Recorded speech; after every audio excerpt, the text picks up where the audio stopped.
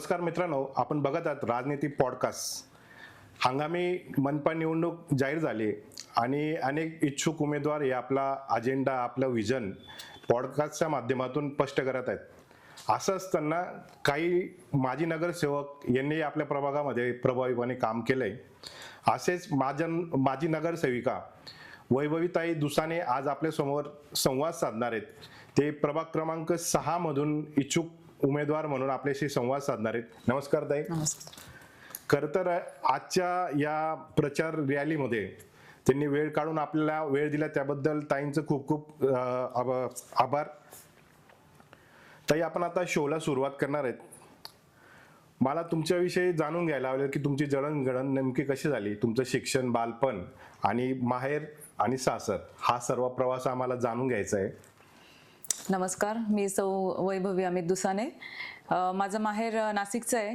आमचे एक मध्यम कुटुंबीय, माझे वडील महिंद्रा सोनामध्ये जॉबला होते, आता रिटायर झाले 3 वर्षापूर्वी. आई माझी गृहिणी. आणि मग लग्नानंतर लग्न माझं म्हणजे आत्याचाच मुलगा आहे माझा.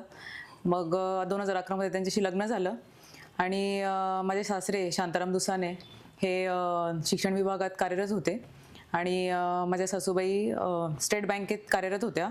ते दोघंही आता रिटायर आहे. पण आताही आणि ते जेव्हा तर ते नोकरीला होते तेव्हापासून ते समाजसेवाच करत आले आहेत. आणि भरपूर लोकांना त्याने शैक्षणिक क्षेत्रात असेल किंवा बँकिंग क्षेत्रात असेल भरपूर मदत केली. आणि माझे मिस्टर अमित दुसाने हे पण वयाच्या 16व्या वर्षापासून भारतीय जनता पक्षाचं काम करत आहेत. तर माहेरी राजकीय काही माझा पिंड नव्हता आणि सासरी मी कधी राजकारणात पडली नाही, पण माझे मिस्टर त्यांच्या परीने भारतीय जनता पक्षाचं काम करत होते. पण मग नंतर मला मुलगी झाली, 4 महिन्याची मुलगी. नंतर इलेक्शन डिक्लेअर झाले 2013ला आणि त्यानंतर मग राजकारणात प्रवेश केला. म्हणजे कोणतीही पार्श्वभूमी तुमच्या माहेरी नव्हती नाही. आणि सासरी तुम्ही सांगितलं की आपले सासू आणि सासरे हे जॉब करत होते आणि पतींना आवड होती राजकारणाची, म्हणजे भारतीय जनता पार्टीत त्यावेळेस ते सक्रिय होतं. असं असताना मनात अनेकदा विचार येतो की यार मला काही राजकारणाशी घेणं नाही किंवा मला काही समाजसेवेचा काही आवड नाही आहे किंवा मला करायचं नाही, असं काही वाटलं का त्यावेळेस? पहिली गोष्ट तर मुलगी खूप लहान होती, त्याच्यामुळे थोडी भीती पण होती की इतक्या लहान बाळाला सोडून जाणं. पण राजकारण जरी भारतीय जनता पक्षात होते तरी राजकीय हेतू कधीच नव्हता. हेतू हा नेहमी सामाजिकच होता की जे काही होईल आपल्याकडून आपण प्रत्येक वेळी समाजाचं काही ना काही प्रमाणात देणं लागतो. आणि आईवडिलांचे, माझ्या आजी आजोबांपासून ते संस्कार होते की काहीही केलं असेल तरी आपण एक समाजासाठी. माझे आजोबा पण शिक्षक होते, मुख्याध्यापक होते. पण मग ते जेव्हा त्यांचे गुरु होते, त्या गुरूंसाठी त्यांच्या पगारातला 1% ते नेहमी बाजूला काढत आणि वर्षाच्या शेवटी ते तिथे दान करत. म्हणजे हा जो सामाजिक आमचा वारसा आहे तो आमच्या आजोबांपासून चालत आला आहे. त्यामुळे राजकीय हेतू न ठेवता आम्ही नेहमी ह्या क्षेत्रात यायचं, कारण की सामाजिकच आहे आमचं. एक शिक्षक परिवारातून तुम्ही बिलॉंग करता असं तुम्ही सांगतायत, कारण की शिक्षक हा अनेक पिढ्या घडत असतो. पण आपल्या बाबतीत असं झालंय की तुमची सुरुवात त्यातून झाली. म्हणजे आपण इतरांना जरी ज्ञान देत राहिलो पण आपल्या घरातली पिढी तेवढी सक्षम झाली पाहिजे आणि तेवढं तुमच्या पालकांनी ती हेरून ते सर्व गोष्टी केल्यात, म्हणून ते आपल्या समाजसेवेमध्ये आला असेल. नेमकी आपली राजकीय जीवनाची आणि सामाजिक जीवनाची सुरुवात कशी होती त्याबद्दल सांगा. राजकीय जीवनाची म्हणजे 2013 पासूनच सुरू झाली माझी. की जसं भारतीय जनता पक्षाचं उमेदवारी मिळाली त्या दिवसापासून राजकीय सुरुवात झाली. आणि जसं निवडून आली त्याच्यानंतर सामाजिक, कारण आम्ही दोघंही जरी ते 16 वर्षापासून पक्षात काम करत असले आणि मी तर माझं राजकीय काही पिंडच नव्हता, पण मग 5 वर्षात आम्ही भरपूर सामाजिक कामं केले. पण शिकायला भरपूर मिळालं की कामं, जसे सत्ता आमची नव्हती त्यामुळे कामं आम्हाला खूप काही करता आले असंही नाही म्हणणार मी. पण मग जे आपण शिकतो, कारण माणसाला सुरुवात कुठून ना कुठून करावीच लागते, मग ती आमची शून्यापासून सुरुवात होती. पण मग आज आम्ही दोघं इतके सक्षम झालोय की आम्हालाही माहिती की कुठून कसा निधी आणायचा आणि कसे विकास कामं करायचे. ते आज मी तेवढं 100% म्हणजे सांगू शकते की कुठून कसा निधी आणायचा आणि कसे कामं करायचे. आज कोणतंही काम सांगितलं कोणीतरी आम्ही ते करू शकतो, एवढी आमच्यात जिद्द आहे. तुम्ही 2013 ते 2018 नगरसेविका म्हणून धुळे महानगरपालिकेमध्ये प्रतिनिधित्व केला, तर असा कोणत्या प्रकारचा अनुभव तुम्हाला त्या काळात आला नगरसेविकामधून काम करताना? कारण की आपली कोणती पार्श्वभूमी नव्हती आणि पहिल्याच टर्म मध्ये तुम्ही नगरसेविका होता. बरोबर. पहिले तर त्यावेळेस परिस्थिती अशी होती की भारतीय जनता पक्षाचं तिकीट घ्यायला कोणी तयार नव्हतं. कारण पक्षाची सत्ता जरी राज्यात असेल तरी शहरात तशी परिस्थिती नव्हती. सुनील तात्या नेरकर तेव्हा जिल्हाध्यक्ष होते. नंतर अनुभय अग्रवाल जिल्हाध्यक्ष झाले आणि या दोघांच्या कार्यकाळात त्यांनी भारतीय जनता पार्टी इतकी मोठी केली की आज गर्दी मावत नाही आमच्याकडे. पण मग मला तेच म्हणायचं की निष्ठावंत त्यावेळेसही होते, आजही आहे आणि पार्टी त्यांना न्याय देते नक्कीच. तर महापालिकेत काम करताना चांगलेच अनुभव आले, असं मी म्हणणार नाही की वाईट अनुभव आले. असं की अधिकारी जरी असतील थोडंसं त्यांच्याशी आपल्याला रागात बोलावंच लागतं, कारण जेव्हा आपण समाजासाठी काम करतो त्यावेळेस आपल्याला त्यांच्याशी याच्याने बोलावंच लागतं. पण जेव्हा महापालिकेच्या बाहेर गेलो तेव्हा आमचे संबंध हे पारिवारिकच होते. कधी तो राग रुसवा आमचा अधिकारी असेल किंवा इतर नगरसेवक असतील त्यांच्यामध्ये कधी आम्ही तो आणू दिला नाही. आणि जसे छोटे मोठे आपले प्रभागाचे समस्या असतील त्याही आम्ही सोडवल्या. आता तुम्ही प्रभाग क्रमांक 6 मधून उमेदवारी करण्याचा निश्चय करत आहात, तर प्रभाग क्रमांक 6 का तुम्ही निवडला आणि त्यामागचं काय कारण आहे? प्रभाग क्रमांक 6 पहिले तर माझं वास्तव्य इथे आहे लग्नानंतर आणि 5 वर्ष इथे उमेदवारी करून नगरसेविका होऊन मला प्रभागाचं बऱ्यापैकी म्हणजे आजही मी सांगू शकते की कुठल्या कॉलनीमध्ये काय समस्या आहे. आता काही कॉलनी जॉईन झाल्या आहेत. आता जेव्हा प्रचार करताना तिथेही जाणवल्या की समस्या आहेत. तर मग त्या समस्या सोडवण्यासाठी आणि आपलं वास्तव्य इथे आहे, कारण माझ्या सासू-सासऱ्यांची पण मी तुम्हाला पार्श्वभूमी सांगितली की बऱ्याच वर्षापासून इथेच वास्तव्य आहे त्यांचं, त्यामुळे सगळा समाज आणि आम्हाला ओळखतो आणि आम्ही त्यांचे कामं करू शकतो. त्यामुळे इतर प्रभागात जाऊन नवीन लोक नवीन भेटी घेण्यापेक्षा आपला जो आधी हा प्रभाग आहे त्याचे कामं आपण करू, या दृष्टीने हा प्रभागाची उमेदवारी करणार. प्रभाग जो आताचा आहे आणि यापूर्वी तुम्ही प्रतिनिधित्व केलं आहे, म्हणजे नगरसेविका म्हणून तुम्ही काम केलंय, असं करत असताना काही वाईट अनुभव आले का की आपल्याला रस्त्यावर उतरून आंदोलनं करावे लागले किंवा काही मोठ्या गोष्टींशी पंगा घ्यावा लागला, असे काही अनुभव आहेत का? हो, ज्यावेळेस सत्ता नव्हती भारतीय जनता पक्षाची त्यावेळेस आम्ही खड्डे आंदोलन वगैरे केलं होतं. आता बरेच लोक म्हणतील म्हणजे मे बी कमेंट्स पण येतील की मग आताच इतके खड्डे असं, पण ते खड्डे आम्ही विकासासाठी केलेत की अंडरलाईन आम्ही पाईपलाईन करतोय, त्यानंतर अंडरलाईन केबल्स होत आहेत आणि त्यानंतर त्याच्यासाठी ते खड्डे पडलेत. आणि दुसरी अशी गोष्ट की त्या काळात मी म्हणजे नेहमीच सांगते पण आजही सांगेल की आम्ही बिअर बार आंदोलन केलं होतं.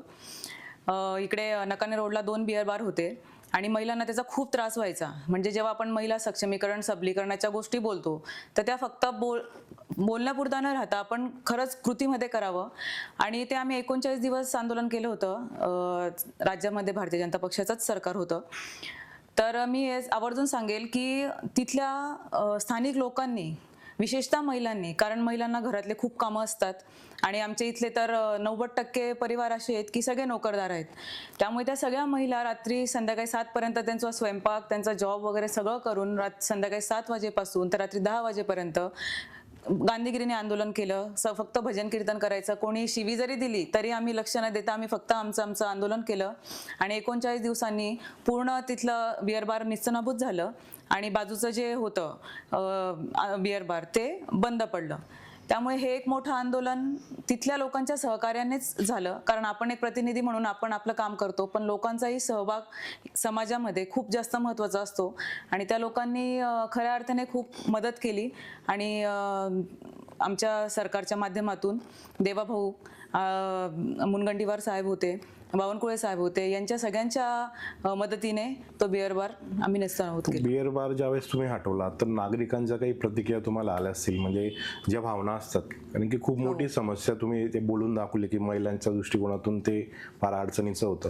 तर त्यावेळेस वेळेस ते नेस्ताभूत केलं गेलं बिअर बार, त्यावेळेस महिलांच्या काय भावना होत्या तुमच्याकडे? ज्या पहिले तर आम्ही तिथे खूप फटाके फोडले आणि नंतर ज्या महिला म्हणजे इथला जो साईबाबा नगरचा जो पट्टा आहे त्या सगळ्या महिला धुणं भांडी किंवा स्वयंपाक करणं हे कामं करतात, पण त्या महिलांनाही खूप त्रास व्हायचा की ते त्यांची छेडछाड होणं, त्यांच्याबद्दल काहीतरी बोलणं. आणि जिथे जे नागरिक राहतात तर त्यांच्या मुली आता वयात आलेल्या होत्या, त्याच्यामुळे त्यांनाही ती खूप समस्या होती. तर त्यांनी आभार मानले. त्यानंतर त्यांनी नवस केला होता शिर्डीला साईबाबांकडे की हे आंदोलन जेव्हा जाईल तेव्हा आम्ही सगळे शिर्डीला जाऊ. तर आम्ही सगळे सोबत शिर्डीला गेलो होतो आणि आमचा तो नवस फेडला होता. आणि हे खूप महत्वाचं आहे. म्हणजे तुम्ही बोलले की नवस केलं तर, कारण की हे भावनिक नातं असल्याशिवाय होत नाही. आणि जेव्हा जनतेशी आपण नाळ जोडतो ना, त्यावेळेसच हक्काने व्यक्ती आपल्याकडे येत असतात नागरिक संवाद साधण्यासाठी. तर त्यावेळेस नगरसेविका म्हणून काम करताना तुम्ही प्रभागामध्ये अशी कोणकोणती कामं केली होती? आम्ही खासदार डॉक्टर सुभाषबाबा भामरे होते त्यावेळेस त्यांच्या निधीतून कंपाऊंड वॉल बनवणं, स्थानिक आमदारांच्या निधीतून पेवर ब्लॉक्स, कंपाऊंड वॉल, लाईट्सचे कामं, त्यानंतर माझ्या वैयक्तिक निधीतून रस्ते बनवणं, गटारींची समस्या असेल तर ती, त्यावेळेस खूप काही कामं झाले. असं नाही म्हणणार मी, कारण सत्ता आमची नव्हती. पण मग ज्या लोकांच्या दैनंदिन समस्या होत्या, जसं लाईट बंद असणे, गटार साफ करणे, त्यानंतर रस्त्यावर किंवा झाडणारे येणं किंवा कचरा गाडी न येणं, ही समस्या. आणि त्यावेळेस मला आवर्जून सांगेल मी, आजही लोक मला तो फीडबॅक देतात की पाणी, कारण आज जेव्हा महिला भेटतात तेव्हा ते सांगतात की वैभवी अगं पाणी वेळेवर येत नाही, कधी येतं, आम्ही घरी नसतो. पण त्यावेळेस मी 2 सेक्शनमध्ये पाणी यायचं, सकाळी आणि संध्याकाळी. तर मी रोज ज्यांना सकाळच्या सेक्शनमध्ये पाणी यायचं त्यांना रोज मेसेज पाठवायची की आज इतक्या वाजता इथे पाणी येणार आहे, आणि संध्याकाळी पण तो मेसेज करायची. त्यामुळे लोकांना तिथे कळायचं की आपल्याकडे 7 वाजता पाणी येणार आहे, तर आपण 7च्या आधी एक तर घरात यायचं, नाही तर 7 नंतर घराच्या बाहेर जायचं. तर तो एक त्यांना खूप चांगला बेनिफिट होता की नाही बाबा, आपल्याला मेसेज येतो, मेसेज आल्यानंतर मग आपल्याला त्यावेळेला पाणी येतच. किंवा ज्यावेळेस पाणी नसेल येत, की आज पाणी काही लिकेज असेल किंवा पाईपलाईन फुटली असेल तर पाणी नसेल तर तोही मेसेज मी द्यायची की आज ह्या कारणामुळे पाणी येणार नाही. तर त्यामुळे नागरिकांच्याही त्या समस्या किंवा त्यांनाही जे डे टू डे लाईफमध्ये ते फेस करत होते ते करत नव्हते. पण नंतर मग 5 वर्षात ते बंद पडलं. पण आजही ते सांगतात की वैभवी ते परत सुरू कर, पाण्याचे मेसेज आम्हाला परत येऊ दे. म्हणजे एक काय असं एक जनरल भावना असते, महानगरपालिका म्हणजे एक सर्व्हिस प्रोव्हायडर असते, म्हणजे सेवा पुरवणारी संस्था असते. नागरिक आणि सेवा पुरवणारी संस्थेमधला दुवा म्हणून नगरसेवक असतो. आणि ते तुम्ही फार यशस्वी काम केलंय की प्रत्येकाला एक रिमाइंडर असेल की इंटिमेशन असेल की पाणी कधी येणार आहे, पायाभूत सुविधांचं तुम्ही नियोजन एक चांगल्या प्रकारे केलं होतं.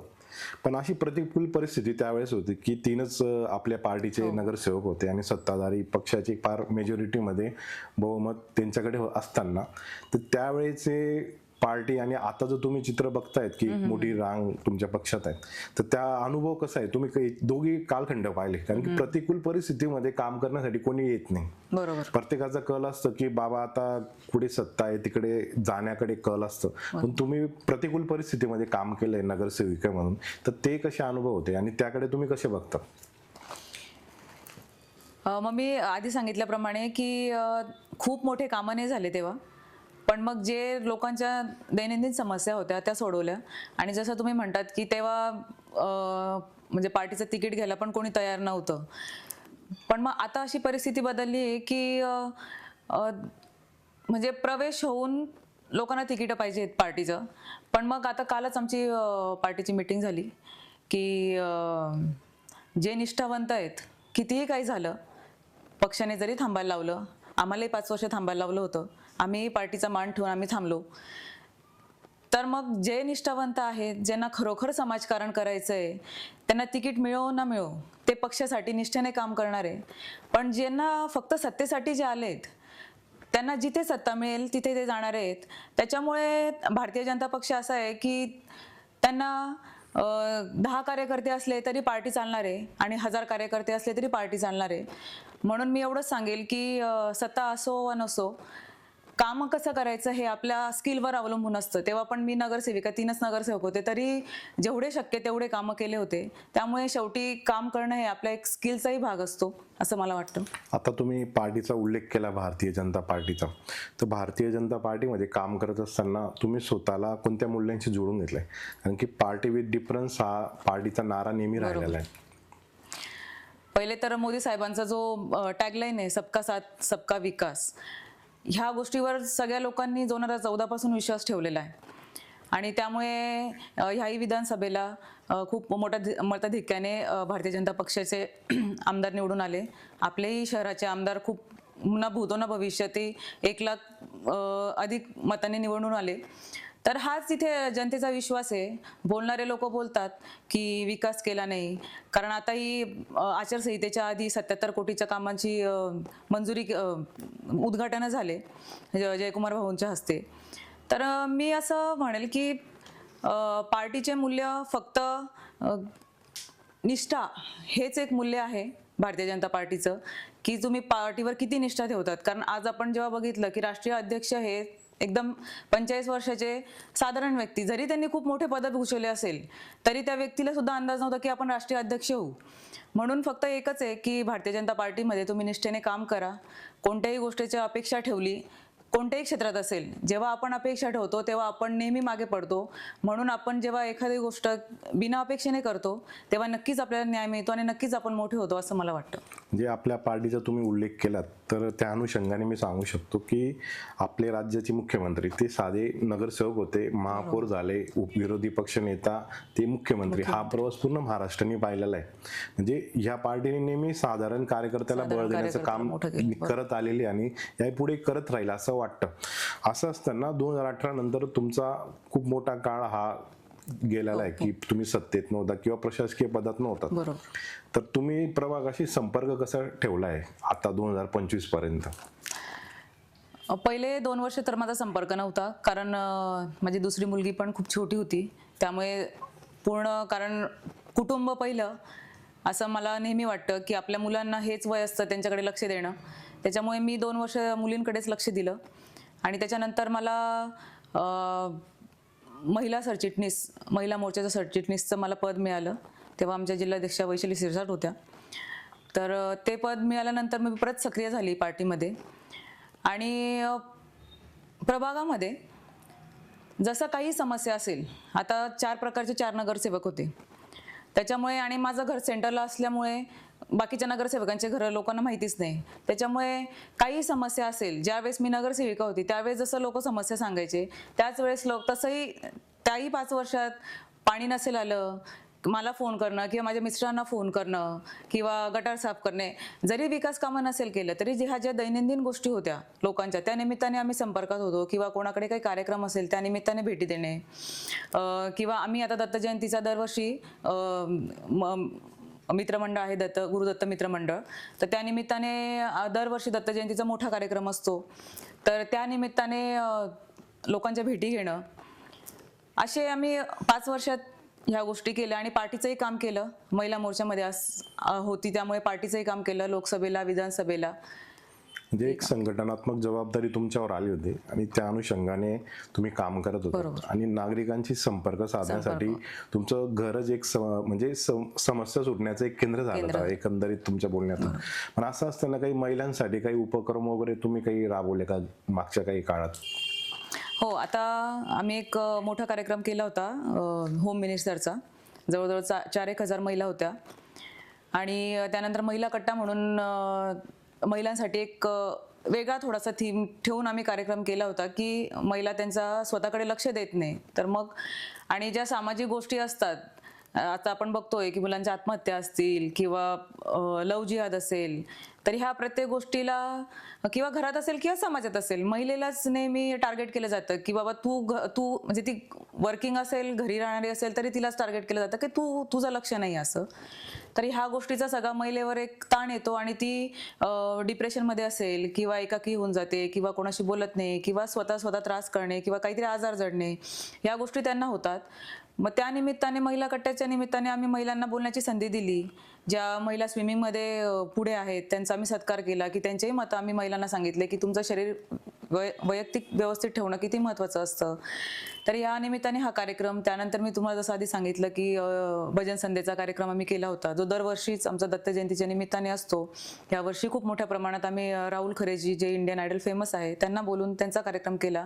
आणि आजही त्या कार्यक्रमाच्या म्हणजे आज जरी कार्यक्रम होऊन 1.5-2 वर्ष झाले असतील, होम मिनिस्टर असेल, तर त्या कार्यक्रमाचे फीडबॅक आम्हाला आजही मिळतात की खूप छान झाला होता कार्यक्रम, तर परत तसे कार्यक्रम करा. आणि मी जेव्हा 5 वर्ष नगरसेविका होती त्या काळात मी कंटिन्यू काही ना काही छोटे छोटे महिलांचे कार्यक्रम करतच असायची. मग 1 दिवसाचा जरी गरबा अरेंज करणं असेल तरी पण त्या निमित्ताने महिला बाहेर पडतात, एकमेकांशी बोलतात. तर मग असे महिलांसाठी आमचे काही ना काही उपक्रम चालूच असतात.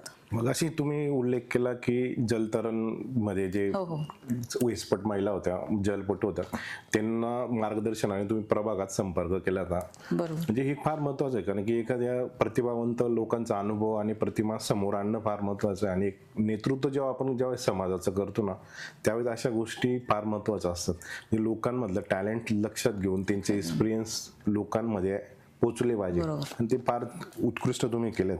पण असं असताना घरातून काही तुम्हाला लिमिटेशन आले का, की बाबा तू घरातली सून आहे, परिवारातल्या तुझ्या जबाबदाऱ्या आहेत, तुझं हे सामाजिक आणि राजकीय तू साईडला ठेव, तू घराकडे, म्हणजे असं काही विरोध वगैरे तुम्हाला कधी झालाय का? नाही, असं तर कधी झालं नाही. कारण की आधीपासून पार्श्वभूमी म्हणजे माझ्या सासरकडची पार्श्वभूमी ही सामाजिक असल्यामुळे प्रत्येकालाच ती आवड होती. त्यामुळे असा कधी मला अनुभव आला नाही की मला कधी कोणत्या गोष्टीसाठी नाही म्हटले असं. फक्त मी स्वतः 2 वर्ष त्या गोष्टीपासून लांब होती, कारण मला माझ्या मुलींना वेळ द्यायचा होता. म्हणून मी वैयक्तिक त्या गोष्टीसाठी थांबली होती की नाही बाबा, आपल्या मुली महत्वाच्या, आणि त्याच्यानंतर मग आपण, कारण जेव्हा आपलं कुटुंब काय म्हणतो ना आपण, निरोगी असतं किंवा आनंदी असतं, त्यावेळेस आपण बाहेर व्यवस्थित काम करू शकतो. त्याच्यामुळे मी 2 वर्ष स्वतः थांबली होती आणि त्यानंतर मग पक्षात परत सक्रिय झाली. नेमकं असं असतं की जेव्हा महिला सक्रिय असते, महिलेकडे संघटनात्मक पद असो किंवा प्रशासकीय नगरसेविका काही पद असताना महिलांना काही विचारातच घेतलं जात नाही. म्हणजे मिस्टर सर्व बघून घेतात, म्हणजे इव्हन सह्या सुद्धा कुठे केल्या ते माहित नसतात. असे काही अनुभव आहेत का तुम्हाला? नाही, मला असं कधीच अनुभव आला नाही. कारण वैयक्तिक माझ्या मिस्टरांनी मला नेहमी सपोर्टच केला आहे, आणि कधी त्यांनी मला असं सांगितलं नाही की म्हणजे असं म्हणतो ना आपण की बऱ्याच घरात म्हटलं जातं की तुला काय कळतं, मग तुझी जेव्हा गरज पडेल तेव्हा मी तुला सांगेल. पण त्यांनी मला नेहमी त्या गोष्टीमध्ये इन्व्हॉल्व करून घेतलंय. मी स्वतःही पालिकेत जायची, त्याच्यामुळे मलाही सगळ्या गोष्टी माहीत असायच्या की कोणती फाईल कोणाकडे न्यायची, कुठल्या डिपार्टमेंटमध्ये कोणतं काम होतं. त्याच्यामुळे ह्या 5 वर्षात मी तेच सांगते की जे आम्ही शून्यावर होतो, पण त्या 5 वर्षात आम्ही खूप अनुभव घेतले की कुठून काम कसं करायचं आणि कोणामार्फत करायचं. आणि ते आपण तेव्हाच करू शकतो जेव्हा आपल्या घरातून आपल्याला पाठबळ मिळतं. नाही तर मी नगरसेविका असती आणि माझे मिस्टर फिरले असते, तर मी आज इथे बसली पण नसती, की मला बोलता पण नसतं आलं तेवढं. कारण आपण वैयक्तिक जेव्हा काम करतो तेव्हाच आपण समोर बोलू शकतो. एक प्रभागातील महिला आणि तरुणी तुमच्याशी संपर्क साधून असणार, तर त्यांच्या काही अपेक्षा आहे का तुमच्याकडून? आता महिलांचा पहिली समस्या म्हणजे की त्यांना बोलायला व्यासपीठ नसतं. म्हणजे आता भरपूर महिला म्हणतात की आम्ही खूप आनंदी आहे किंवा काही टेन्शन नाही आहे, पण जेव्हा 2 मैत्रिणी एकमेकांशी बोलतात तेव्हा त्या सगळं सांगतात, त्यांना काही त्रास असेल. आणि दुसरी अशी गोष्ट की महिला सुरक्षा, आता आपण बलात्काराच्या असेल, वेगवेगळ्या गोष्टी आपण ऐकतो. तर मला असं वाटतं की ह्या गोष्टींमध्ये फक्त बोलण्यापेक्षा की आम्ही महिला सक्षमीकरण करू, सबलीकरण करू किंवा तुमच्या हाताला उद्योग देऊ, हे फक्त बोलण्यापेक्षा आपण जेव्हा कृतीत करतो, म्हणजे आता माझा पुढचा प्लॅन असा आहे की आपण महिलांसाठी, म्हणजे ॲक्च्युली मी ह्याच महिन्यात सुरू करणार होती, पण इलेक्शन लागलं त्याच्यामुळे त्या गोष्टी थांबून गेल्या, की त्यांच्यासाठी की सेल्फ डिफेन्सचं आपण ट्रेनिंग दर शनिवारी रविवारी ठेवायचं. मग त्याच्यात लाठीकाठी असेल, तलवारबाजी असेल, किंवा जे जुडो कराटेमधले ज्या काही सेल्फ डिफेन्ससाठी ज्या टेक्निक असतील त्या महिला असेल, तरुणी असेल, त्यांच्यासाठी ते करायचं. त्याच्यानंतर त्यांना एक मेडिटेशनचं सेंटर आपण उपलब्ध करून द्यायचं. त्यानंतर 6 महिन्यात आपण मेडिकल कॅम्प लावायची की फक्त वैयक्तिक महिलांसाठी, की त्या स्वतःचं चेकअप करतील. कारण आज महिला असेल, जरी 100 रुपये 500 रुपये रक्त तपासणी असेल, तरी पण आज ती जाणार नाही की जाऊ दे 500 रुपये काय खर्च करायचे, आपण पुढच्या महिन्यात बघू. तर यामुळे तिचे अंतर्गत तिला ज्या समस्या उद्भवतात, कारण आपण आज बघतो की काही महिला म्हणतात की ती एकदम व्यवस्थित दिसायची पण अचानकच तिला कॅन्सर झाला. तर ह्या गोष्टी याच्यामुळे असतात की त्या स्वतःकडे लक्षच देत नाही. म्हणून दर 6 महिन्यांनी त्यांची वैयक्तिक ज्या पूर्ण बॉडी चेकअप असेल ते करणं. त्यानंतर वेगवेगळ्या बचत गटांच्या माध्यमातून त्यांना काही उद्योग असतील, आता बऱ्याच महिलांचा आम्ही सत्कार केला महिला गटाच्या निमित्ताने, की ज्या गृहउद्योग करतात महिला, पण त्यांना कोणी ओळखत नाही. तर मग त्या महिलांना सोबत घेऊन आपण काही करू शकतो का, काय एक्सपोर्ट इम्पोर्ट आपण करू शकतो का, हाही त्या दृष्टीने आमचा विचार चालू आहे. आणि त्या दृष्टीने आम्ही, कारण ते ट्रेनिंग आपल्याला स्वतः आधी घ्यावं लागतं, कारण आपण जेव्हा माहिती घेतो तेव्हा आपण समोरच्याला शिक्षित करू शकतो. त्यामुळे ह्या 3-4 गोष्टी आहेत की ज्या महिला सक्षमीकरण पण होईल, सबलीकरण पण होईल आणि त्यांच्या हाताला काम मिळून त्या कारण आज गृहिणी किती घरात काम करत असली 24 तास तरी जी बाहेर तिला कुठे ना कुठे न्यूनगंड असतो. जेव्हा एखादी गृहिणी बसली, तिच्या बाजूला एखादी जॉब करणारी महिला बसली तर गृहिणीला कुठे ना कुठे न्यूनगंड येतो की आपण घराला हातभार नाही लावत आर्थिक, ती कितीही काम करेल तरी तिची प्रतिमा ही थोडीशी कमीच असते त्या त्या महिलेपेक्षा की जी काम करते. त्यामुळे मला असं वाटतं की त्यांनाही आपण काहीतरी आर्थिक हातभार त्यांच्या घराला लावण्यासाठी आपण त्यांना काम देऊ शकतो का, ह्या दृष्टीनेही विनिमय चालू आहे आणि त्या विनिमयाचं लवकरच रूपांतरण हे कार्यामध्ये होईल असं मी सांगू इच्छिते. एक तुम्ही जो विचार मांडला की एक मैत्रीण म्हणून तुमच्याकडे सर्व महिला संपर्क साधतात आणि त्यातून तुम्हाला अनेक गोष्टी कळायला, कारण की कसं असतं लोकप्रतिनिधी आणि नागरिकांमध्ये संवाद राहिला ना तर ह्या गोष्टी फार लवकर समजतात, कारण की लोकशाही ही संवादातून बळकट होते आणि जेव्हा लोकप्रतिनिधी हा आपली मैत्रीण किंवा आपली भगिनी वाटते ना त्यावेळेस या महिलांच्या समस्या फार इझिली तुमच्यापर्यंत पोहोचल्या आणि तुमच्या बोलण्यातून त्या जाणवल्या की एवढं डीप लेवलला कोणी विचार करू शकतं. मला तरी असं वाटतं की हा खूप मोठा विचार आहे आणि ते तुम्ही पुढे नेण्यासाठी विचार करतायत जे जागतिक मार्केटमध्ये तुम्ही पदार्पण करण्यासाठी महिलांना सक्षम करतायत आणि त्यासाठी मी पहिले शिकली पाहिजे. म्हणजे शिकणं हे पण फार महत्वाचं आहे. म्हणजे आजकाल मला सर्व येता या आविर्भावात वागणारे अनेक नेता असतात. नेता शिकवू शकतो आणि तो मार्गदर्शनही करू शकतो आणि त्या दोन्ही भूमिकेत तुम्ही आहात तर ते फार चांगल्या प्रकारे. तर स्मार्ट प्रभाग ही संकल्पना तुमच्या दृष्टिकोनातून काय आहे? स्मार्ट प्रभाग म्हणजे पहिले लोकांच्या ज्या काय म्हणतो आपण बेसिक सुविधा आहेत त्यांना त्या आपण 100% पूर्ण करायला पाहिजे की जसं रस्ते असेल, गटारी असेल, त्यानंतर लाईट असतील.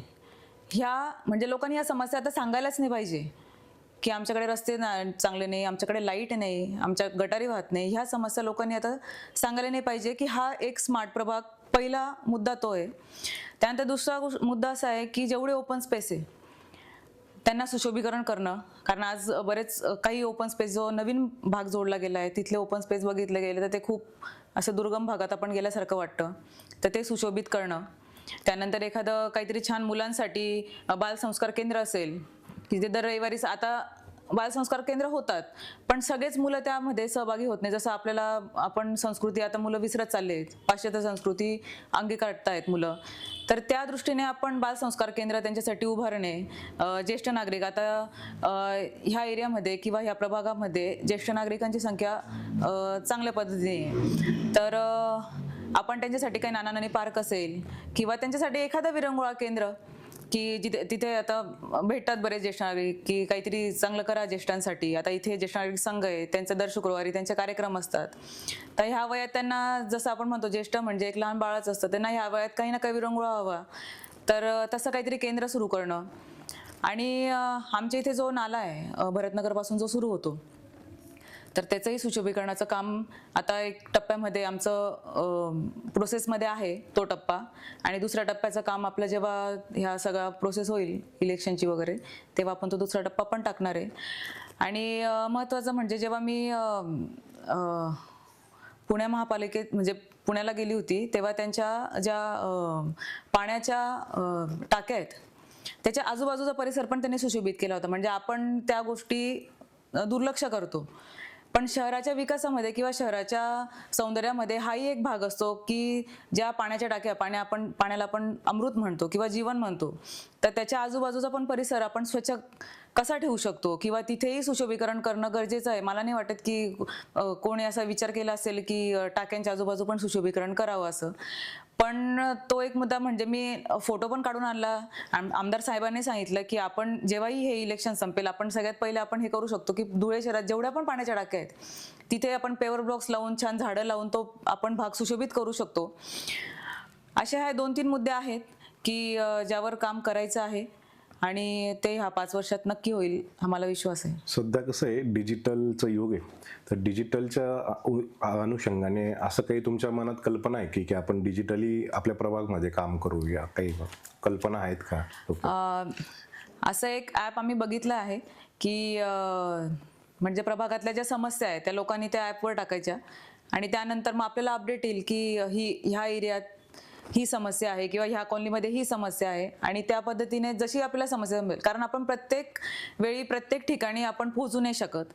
त्यामुळे ॲप हे एक नगरसेवक आणि एक नागरिक त्यांचा एक दुवा असेल किंवा माध्यम असेल की त्या निमित्ताने आपल्याला कळेल की ह्या ठिकाणी ही समस्या आहे, तर आपण ही. आणि कसं असतं त्या ॲपमध्ये की कोणती समस्या महत्त्वाची, अतिमहत्त्वाची, ह्या गोष्टीने आपल्याला त्या समस्या. जग जे हे डिजिटल झालेलं आहे, मग असं डिजिटलच्या अनुषंगाने आपला प्रभाग डिजिटली स्मार्ट झाला पाहिजे अशा काही संकल्पना तुमच्या डोक्यात आहेत का? हो, आम्ही एक ॲप पण बघितला त्याच्यासाठी की जिथे नागरिकांनी त्यांच्या समस्या ॲपवर टाकायच्या आणि त्या समस्या 24 तासात त्या सोडवून देणार आहे आम्ही. मग ती जी लाईट बंदची असेल, कारण आजकाल कसं होतं की लोक फोन करतात, नागरिक फोन करतात की लाईट बंद आहे, तर मग बऱ्याच वेळा कसं होतं की आपण हे कामाच्या याच्यात विसरतो किंवा मग अधिकारी म्हणतात की उद्या येतो, परवा येतो. पण हे जे ॲप आहे ते त्या अधिकारी म्हणजे कर्मचारी महापालिकेचे आणि आम्ही याला ते कनेक्ट असेल, म्हणून ती समस्या 24 तासात पूर्णच होणार आहे असा आमचा भविष्याचा. आपली जी माहेर आणि सासरची काही संघटनात्मक काम आपण पक्षामार्फत करत होतात, पण असं काही संस्था वगैरे आपली कार्यरत होती का? म्हणजे इकडे माहेरी किंवा सासरी असं काही काम तुम्ही पहिले बघितलंय का? हो, आमची म्हणजे सासरी आल्यानंतर शिक्षण संस्था आमची प्राथमिक आणि माध्यमिक 1ली ते 7वी आणि 5वी ते 10वी. तर त्या संस्थेच्या माध्यमातून सगळ्या गोरगरीब मुलं मुली तिथे शिक्षण घेतात, विनामूल्य शिक्षण घेतात. त्यांना जो गणवेश असेल किंवा त्यांचे शैक्षणिक साहित्य असतील ते आम्ही तिथे त्यांना विनामूल्य देतो आणि तिथे ते शिक्षण घेऊन आज आमच्या संस्थेतले बरेच मुलं MPSC थ्रू जॉबला लागले, त्याच्यानंतर काही चांगले उद्योगधंदे करतात. आणि म्हणजे आपण जे म्हणतो की गरीब घरातले मुलं पुढे जाऊ शकत नाही, पण हे मुलं मला म्हणजे मी खूप गर्वाने सांगते, अभिमानाने सांगते की आमच्या संस्थेतले जेवढे मुलं आज शिक्षण घेऊन बाहेर पडलेत ते सगळे चांगल्या पदावरच आज नोकरी करतायत, पण सक्षम झालेत, स्वतःच्या पायावर उभे आहेत.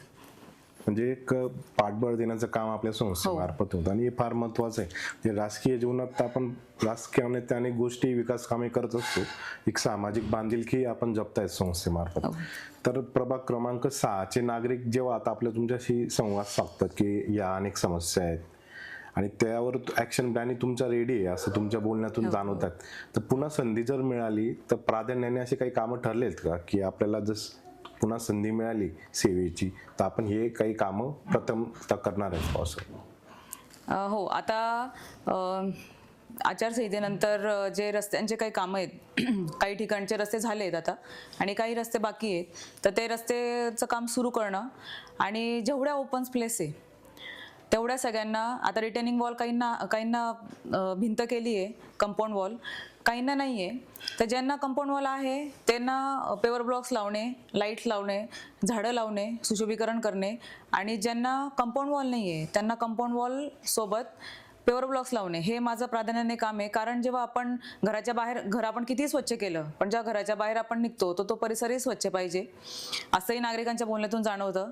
त्यामुळे ते एक प्राधान्याने काम करायचं आहे. आणि दुसरं असं काम की जी माझ्या प्रभागातून जो नाला जातो भरतनगरचा, तिथे रिटेनिंग वॉल करून, कारण शाहूनगरच्या नाल्याच्या इथे बऱ्यापैकी तिथे म्हणजे धोकादायक असल्यामुळे की बरेच जण तिथे ॲक्सिडेंट्स पण होतात, त्यामुळे ते एक प्राधान्याने हे 2 जे कामं आहेत ते अत्यावश्यक कामं आहेत प्रभागातले, की रिटेनिंग वॉल करणे आणि जेवढ्या ओपन स्पेस आहेत त्यांना सुशोभीकरण करणे. मला वाटतं हे जे 2 कामं प्राधान्याने झाले तर ह्या बाकीच्या ज्या दैनंदिन समस्या आहे त्या तर आपण आधी सोडवत होतो आणि आताही ह्याच्या पुढे आपण सोडवणारच आहे.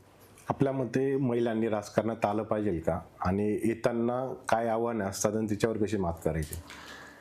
नक्कीच. आज आपण बघतोय की महिला राष्ट्रपती, पंतप्रधान किंवा कॉर्पोरेट सेक्टरमध्ये असेल किंवा कोणत्याही क्षेत्रात असेल, शिक्षिका जरी असेल तरी आज ती महिला तिचं सबलीकरणच होतं ह्या माध्यमातून की ती कोणत्याही क्षेत्रात पदार्पण करत असेल. आणि राजकीय क्षेत्र असं आहे की बऱ्याच जणांची धारणा असते की महिलांनी तिथे जाऊ नये, पण मला असं वाटतं की आपण व्यक्ती म्हणून स्वतः जर आपण चांगले असू तर महिलांनी कोणत्याही क्षेत्रात जाणं आणि जायलाच पाहिजे. आज मलाही 2 मुली आहे, त्यामुळे मी त्यांना तेच सांगते की कुठल्याही क्षेत्रात तुम्हाला जायचं असेल तरी आपण ब्युटी विथ बोल्डनेस म्हणतो तसं प्रत्येक महिलेमध्ये पाहिजे, मग ती गृहिणी असो किंवा ती कोणत्याही क्षेत्रात असो.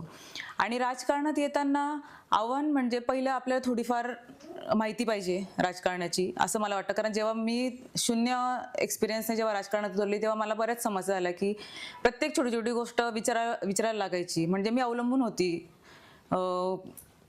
इतरांवर. पण आपण जर राजकारणात क्षेत्रात उतरतोय तर आपल्याला थोडीफार त्याच्याबद्दल आपल्याला माहिती असायला पाहिजे. त्यानंतर लोकांच्या कोणत्या पण कमेंटचा किंवा कोणत्याही गोष्टीचा आपण विचार नाही करायला पाहिजे, कारण एखादी महिला जेव्हा पुढे जाते तेव्हा मागे ओढणारे लोक पण भरपूर असतात. आणि महिलाचे चारित्र्य हे लोकांना माहिती की महिला पुढे जाऊ शकते आणि पुरुषांना मागे टाकू शकते, म्हणून एकच गोष्ट अशी महिलेला मागे खेचणं म्हणजे तिचं चारित्र्य. म्हणून कोणत्या ना कोणत्या कारणाने तिच्या चारित्र्यावर शिंतोडे ओढणे आणि त्या महिलेला मागे खेचणे, आणि ह्यामुळे काय होतं, महिला डिस्टर्ब होते आणि ती मागे येते. त्याच्यामुळे मला असं वाटतं की जेव्हा आपण राजकारण असो किंवा कोणतंही क्षेत्र असो तर महिलेने स्वतः जर व्यवस्थित असेल आणि स्वतःवर विश्वास असेल तर महिलेनं नक्कीच राजकारणात यावं. कारण जी एक महिला म्हणतो आपण जे बेस्ट मॅनेजमेंट कोणी करू शकतं या जगात, तर ती एक महिलाच आहे की जी घरात पण 10 कामं करते तरीही ती योग्य पद्धतीने करते, कुठेही चुका करत नाही. तसंच जेव्हा ती समाजात जेव्हा एखादं काम करते तेव्हाही ती योग्य पद्धतीनेच करते. आपण जे बघतो महिलांना पुरुषांना वेगळे व्यसन असतात त्याच्यामुळे तो वेळ त्यांचा वाया जातो, पण महिलांचं तसं काहीच नसतं. त्यामुळे ते पूर्ण 100% त्या गोष्टीमध्ये देऊ शकतात असं मला वाटतं. त्यामुळे 100% महिलांनी राजकारणच नाही तर कोणत्याही क्षेत्रात तुम्हाला जायचं असेल तर तुम्ही नक्कीच जाऊ शकतात. आणि कोणाचंही तुम्ही म्हणजे कोणाचंही एखादी गोष्ट करताना तुम्ही फक्त तुमच्या कुटुंबाचा विचार करा की तुमच्या कुटुंबाचा तुमच्यावर विश्वास आहे ना, मग बाकीचं जग तुम्हाला काही म्हणेल. आपली कुटुंब हीच आपली शक्ती असते. त्यामुळे आपण नक्कीच राजकारणात तुम्हाला जर काही अनुभव म्हणजे मी तर काही खूप अनुभवी नाही, पण जर तुम्हाला काही बेसिक माहिती पाहिजे असेल तर ते मी देऊ शकते. किंवा कोणत्याही क्षेत्रात जायचं असेल तर आपण त्या गोष्टीने चर्चासत्र असतं ते पण आपण करू शकतो. पण महिलेने घरी न बसता किंवा घरी जरी असेल तरी काही ना काही उद्योगधंदा करायलाच पाहिजे अशा मताची मी आहे. त्यामुळे नक्कीच महिलांनी राजकारणात यायला पाहिजे. एक फार महत्त्वाचा मुद्दा तुम्ही या ठिकाणी मांडला की मल्टीटास्किंग आणि ब्युटी विथ बोल्ड. म्हणजे आज ही महिलेची स्ट्रेंथ आहे आणि ती मल्टीटास्किंग करत अनेक गोष्टी करत असते. शेवटचा प्रश्न आपल्यासाठी की प्रभाग क्रमांक 6चे जे नागरिक आहेत यांच्यासाठी आपला काय संदेश असणार आहे? पहिले तर मी आता उमेदवारी करायची इच्छा आहे माझी, त्यामुळे तुमची मुलगी म्हणून असेल, मैत्रीण म्हणून असेल किंवा एक व्यक्ती म्हणून असेल, आता प्रभाग 6चे तर जवळजवळ मला असं वाटतं की 80% लोक मला वैयक्तिक ओळखतात.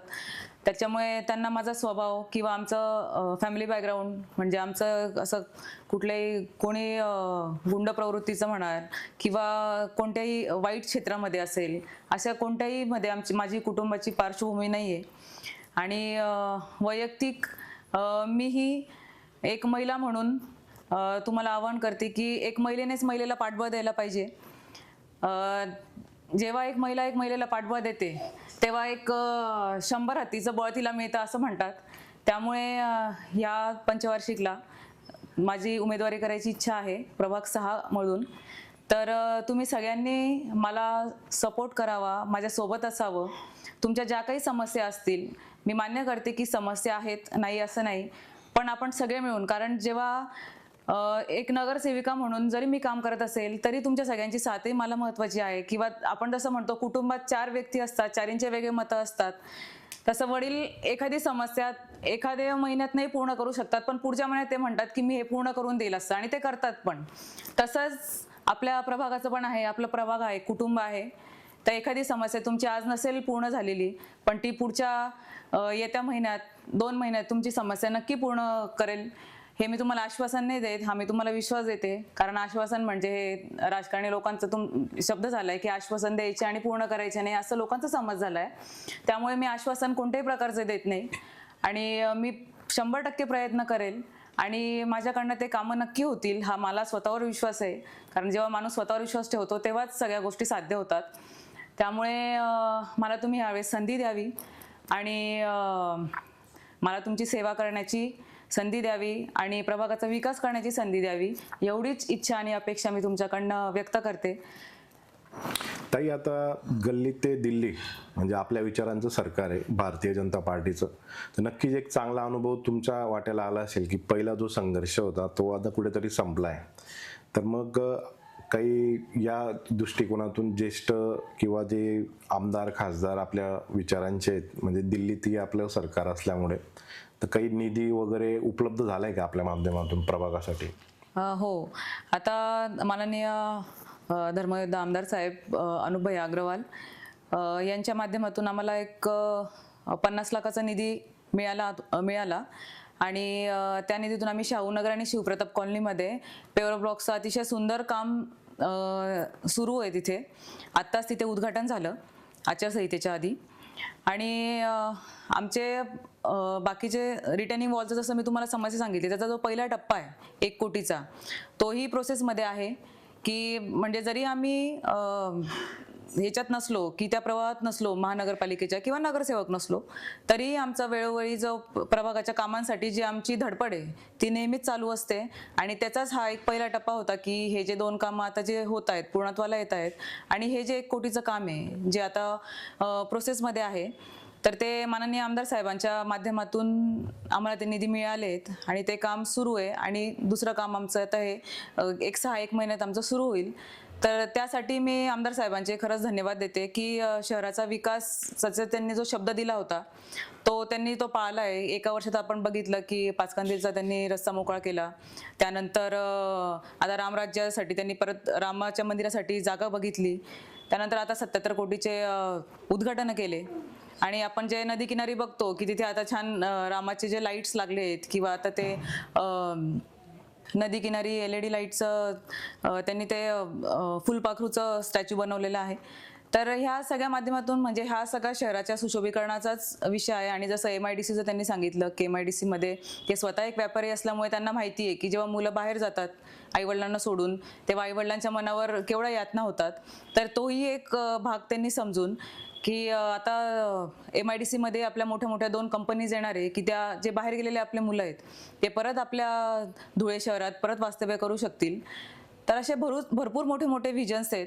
आमचे जसे विजन्स आहेत त्याच्यापेक्षा मोठे विजन्स त्यांचे आहेत. आणि जेव्हा ह्या सगळ्या गोष्टी एकत्र येतात त्यावेळेसच शहराचा विकास होतो असं मला वाटतं. त्याच्यामुळे दिल्लीमध्ये पण भारतीय जनता पक्षाचं सरकार आहे, राज्यातही सरकार आहे, तसंच महापालिकेतही जर सत्ता आली तर ह्या गोष्टी खूप स्पीडली पटकन होतात. म्हणजे कामं जे आहेत त्याचा वेग वाढतो असं मला वाटतं. त्याच्यामुळे ह्यावेळेस भारतीय जनता पार्टीचाच सत्ता महापालिका येऊन धुळे शहराचा अजून जास्तीत जास्त विकास व्हावा हीच इच्छा आहे.